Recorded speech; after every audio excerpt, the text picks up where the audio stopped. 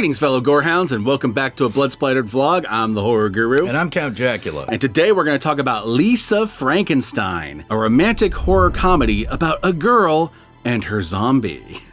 This movie was written by Diablo Cody, who many of you may know as the writer of Juno, Jennifer's Body, and Young Adult, but she's mainly known for her very quirky, over-the-top dialogue, which is very present in this movie, but it's kind of like toned down compared to some of her other movies. Yeah, definitely compared to like Juno. Yeah. In Juno, it was kind of cranked up to like 11. Yeah. This movie feels like she's still writing that kind of dialogue, but more at like an 8. Yeah. It's a little bit more dialed down. But the rest of the quirkiness of her scripts is very much present in this movie. That weird combination of cynical and whimsical. Yeah, cynical, whimsical girl shit. Yes, 100%. But the other interesting fact about this movie is that it was directed by Zelda Williams. Yes, that Zelda Williams. Yep. Robin Williams' daughter, which is pretty fucking wild. This is her directorial debut. Yeah, she actually shows a lot of promise with this film. Mm-hmm. Zelda Williams woke up one morning and is like, I'm gonna make movies. The first movie I wanna make is a romantic zombie comedy. That's what she's down for. The movie stars Kathryn Newton, who is also in Abigail this year. She's having quite the year for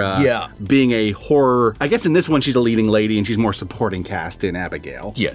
And it also stars Cole Sprouse from The Sweet Life of Zack and Cody for all you early 2000s kids. Hey, you never talk shit about Zack and Cody. Exactly. He famously played Cody on that show. He is unrecognizable in this movie because he's pretty much spending most of the movie in zombified makeup that kind of makes him look almost like he looks like he's Johnny Depp in this movie. yeah, like he's channeling Johnny Depp a la like Benny and June. Yeah, because the movie itself is like a weird combination of Edward Scissorhands, My Boyfriend's Back, and Heathers. Yeah. Put into a blender and made 10 times more girly. Oh yeah, like you can tell that like the main inspiration outside of just girl creates Frankenstein boyfriend is Heathers. Yeah, 100%. It's tonally most in line with Heathers. Yeah. Which also had a very interesting combination of cynical and whimsical, though this probably has more whimsy than Heathers does. Yeah, well, the whimsy of Heathers kind of happens in the dream sequences that Winona Ryder has. Yeah, and this movie has interesting dream sequences too. There's some dream sequences where the main character straight up dreams herself in like a romantic silent movie. Yeah. Very much like gives like Benny and June vibes back when Johnny Depp was doing his like best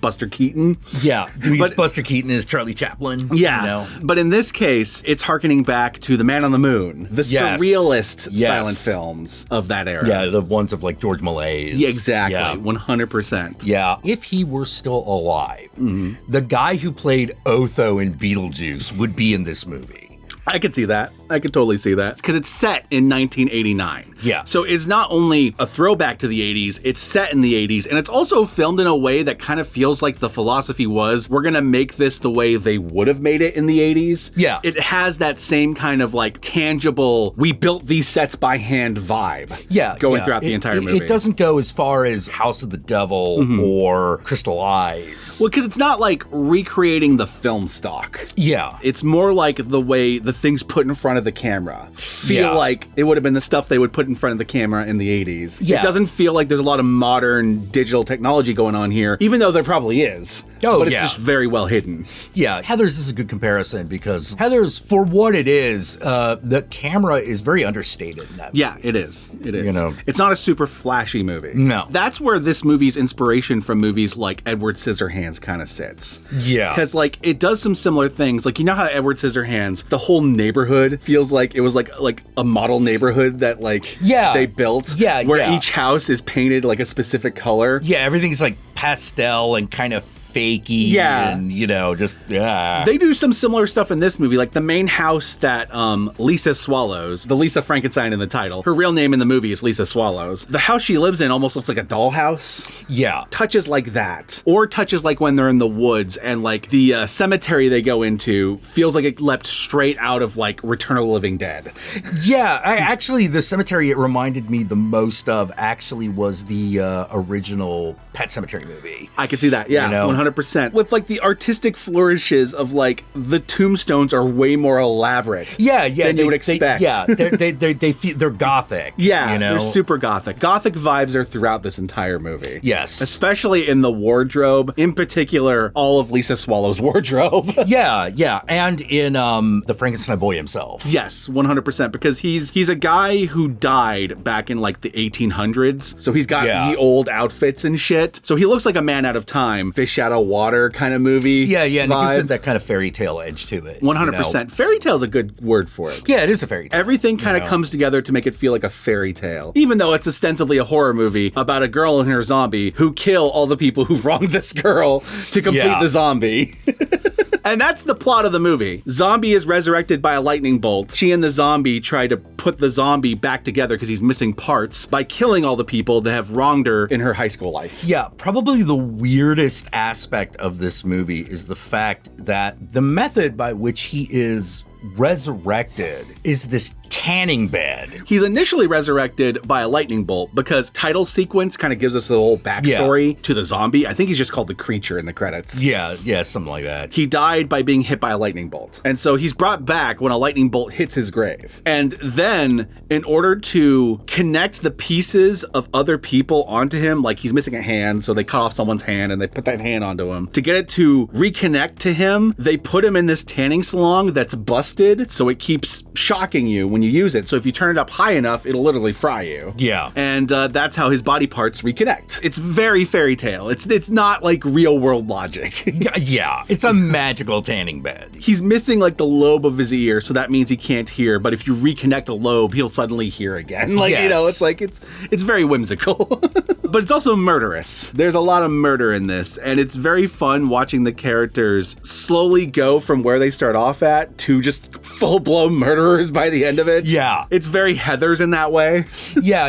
It also, like, this entire series of events also, like, unlocks Lisa's innate selfishness. Yes. You know, her selfishness and her own mean girl tendencies. That was something I really liked about the movie, because a simpler version of this movie would have made Lisa more likable. Yeah. She starts off as the traumatized goth girl, very introverted. Yeah. Doesn't like anyone in her school, barely likes her sister, and just wants to be left alone. By the end of this movie, she's an extroverted murderer monologuing. Yeah.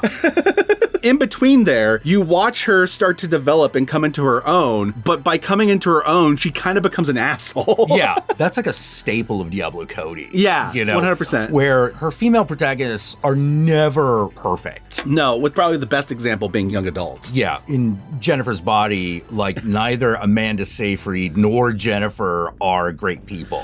Something that's very similar to Jennifer's Body in this movie is watching the two female leads, which is her and her sister. Yeah. Kind of swapping places as the movie goes on. Yes. They kind of start off in one position, and then by the end of the movie, they're in the opposite positions. Yeah. One of my favorite scenes in the movie is a very understated scene. So throughout the movie, there's a couple scenes where Lisa is in a car being driven somewhere. Opening scene is when we're first introduced to her and her sister driving to a party, and we get our first initial impressions on her sister and her initial impressions of her. Right. Impression of the sister's kind of a bitch. Yeah. Very stuck up, kind of rich bitch kind of stuff. Impression of her is that she is the introverted artsy type, doesn't fit in at school. By the end of the movie, the sister's kind of like the nicer one. Yeah. And Lisa's become like kind of the mean one who's a little stuck up and pretentious. Yes. And there's a great scene in between where they're going to school and they switch car seats. Yeah. One of them can't drive because she's mourning something that happened earlier in the movie, and the other one can drive. That's another thing. Earlier in the movie, Lisa's mourning the death of her mother. The characters literally switch places and switch roles at that point. Yeah. And you see it visually happen when they switch seats. Yeah, it was very clever. It is also a very romantic movie. I'm not gonna lie. I thought the romance between her and her zombie touched my heart. Yeah. Last thing I want to say is this movie has a fantastic soundtrack. It's all like synth wave music from the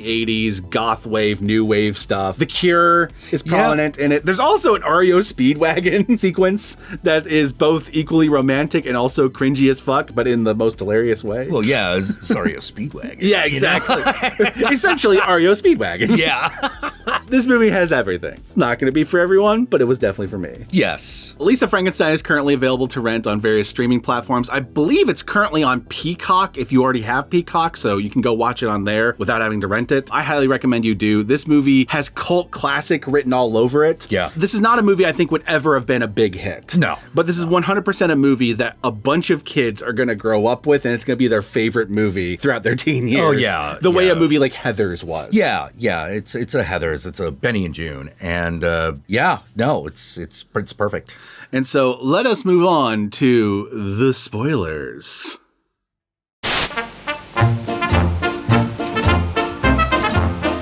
Okay, so the first spoiler I want to talk about is actually one of my minor criticisms of the movie. There's this weird flashback in this movie where we find out that Lisa's mom was killed by an axe murderer. Yeah. And it's a very weird and quirky backstory for the main character, but because they show her surviving the axe murderer and getting away, you kind of feel like the axe murderer is going to come back somehow in the plot, but it never does. It's kind of like a red herring. Yeah. But like, I don't think it was intended to be. I think it was just intended to be like a quirky backstory, but the way it's kind of done in this movie throws you off a bit. Now, while rewatching the movie, I realized it does come back in a weird way, but only if you're looking at the movie from the perspective of the sisters flipping places. Yes. So the axe murderer himself never comes up again. However, Lisa and her new zombie boyfriend do show up with an axe. Yes. And murder someone really close to her sister. Yep. Her sister's current boyfriend that she's having in secret, which also happens to be the guy that Lisa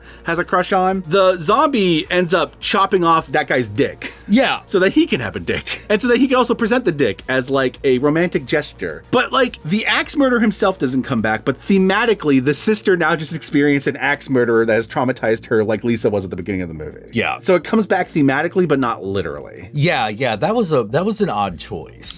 I feel like there's a way it could have been done where it didn't feel like you're waiting the entire movie for an axe murderer to show up. Yeah, you are kind of waiting for like the dad to be the axe murderer or something. But it's a minor criticism because ultimately the more times I rewatch Lisa Frankenstein, the less I care about that. Yeah. It was mainly the first time because the first time I'm going like, okay, this guy's going to be the axe murderer or that guy's going to be the axe murderer. Yeah. You're expecting it to have some sort of relevance to the or like a twist that Lisa axe murdered her own mom and that backstory was bullshit. That obviously couldn't be true because she keeps having these dreams loving her mom. Yeah. So unless she was already like psychotic before the story began, which is entirely possible. Could still done that. It was just a weirdness to the movie that I don't think quite hit the mark it wanted to, the way everything else in the movie does.